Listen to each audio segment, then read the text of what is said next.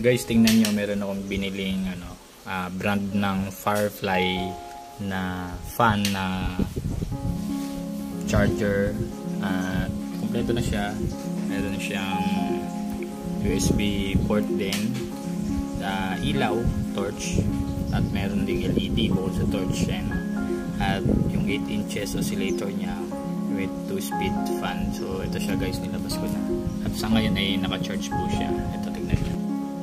Yan guys, so ito yung nabili namin. Actually naka-promo to eh. So nabili namin siya ng discount 20%. So ayan, tingnan nyo guys, no? Kapag naka-charge siya, may ilaw to.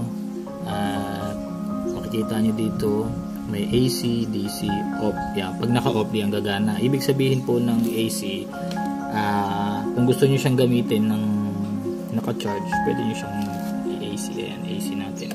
Ayan. Ayan, magana. Lakas po yan. Tingnan nyo, low pa lang po yan, low. Wala pa yung high. Pag hinay ko, yun, no? Grabe ko ang lakas. At kapag gusto nyo gumana ito yung tinatawag nyo oscillator. Iikot nyo lang po ito. Hindi ko lang maikot dahil hawak ko yung cellphone. Teka lang nga. Tingnan nyo guys ha. Didiin mo lang po siya. Tapos pagkadiin, yan.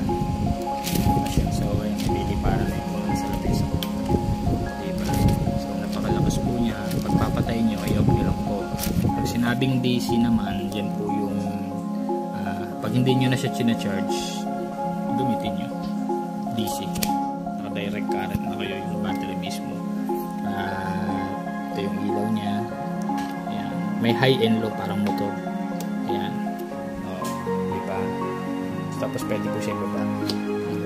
Pag gusto mo namang i-high, ayan, high, low, ibaba yung motor. Tapos babalik mo siya. Tapos meron siyang ito yung tinatawag yung torch. Ito rin yan. Meron high, meron low. Tapos dito, meron po siyang 12 volts in. So, pwede natin saksakan kasi ito ng solar. Alam niyo po yung solar. Ito po. Ayan. Solar can be charged using 9 volts solar panel. So, bibili kayo ng solar panel na 9 volts. So, yun. Tapos ito naman po yung charger. Kaya 5 volts out. So, ibig sabihin, yung kuryente niya sa loob yung papalabas. So, pwede siyang i-charge ng cellphone. Ito naman yung in. Pag sinabing in, papasok naman. So, ibig sabihin, maaring pwede dyan ilagay yung tawag dito, yung ating panel solar. Wait lang. At ito naman yung kanyang charge ng 220. Saksak po yan sa aming extension. So, maganda po ito ngayon guys dahil umuulan. Minsan biglang mamamatay yung kuryente, madadali ng bagyo ang hangin. So, maganda po siya. Ang mga question natin kung ilan hours yung kanyang charging time. Ayan po, wait lang po medyo malabo.